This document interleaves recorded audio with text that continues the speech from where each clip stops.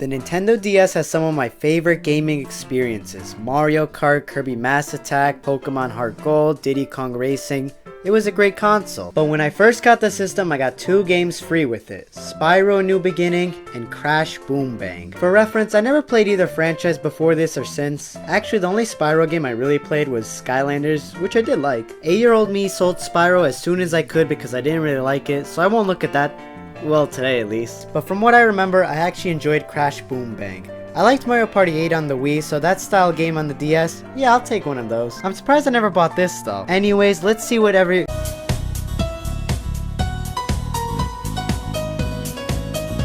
Well, let's take a second look and see if I still feel the same. I actually did feel pretty similar to when I first played this game. To an extent, you could put the pitchforks down. The first stage is Mario Party, but with some minor differences. The game emphasizes using a variety of items, either on yourself or others, to affect how their turn goes. You can get these from spaces or from a shop, which is only accessible when there's a minigame that you're not involved in.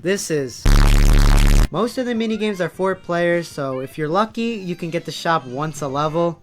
I feel there should have been location for the shop on the board just like in Mario Party, that way you can strategize. Also new to the party is special spaces, which condemn you to a new island doomed to lose Wumpa Fruit, which is the currency of the game. You can increase your Wumpa Fruit by certain spaces or by winning minigames which only occur when landed on. The minigames were a mixed bag. Some were alright and enjoyable, and some were...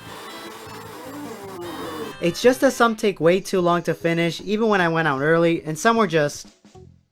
The rankings are also... Some are based on the fruit collected and some ignore that. Some that should ignore it don't, which is...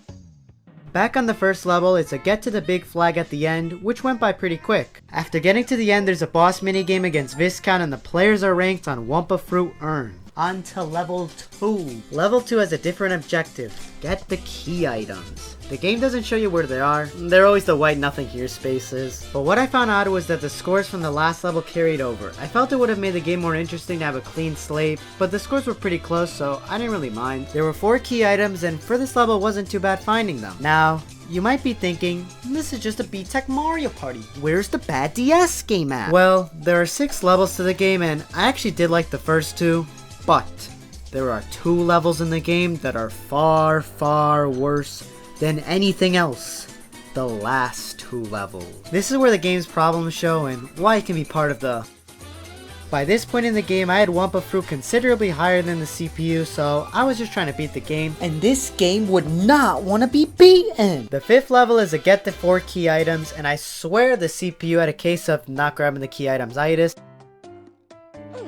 I had 2 items in the first few turns, and it took me 20 more to get this stupid piece here. I kept landing next to it again and again and again! This is where the shop being restricted to the minigames was annoying. I could not get the shop to appear for the life of me. Because of this, I couldn't buy the big sneakers to move the 1 space I needed. But we were given a lifeline. The shop finally appeared. I did it! We can beat the level,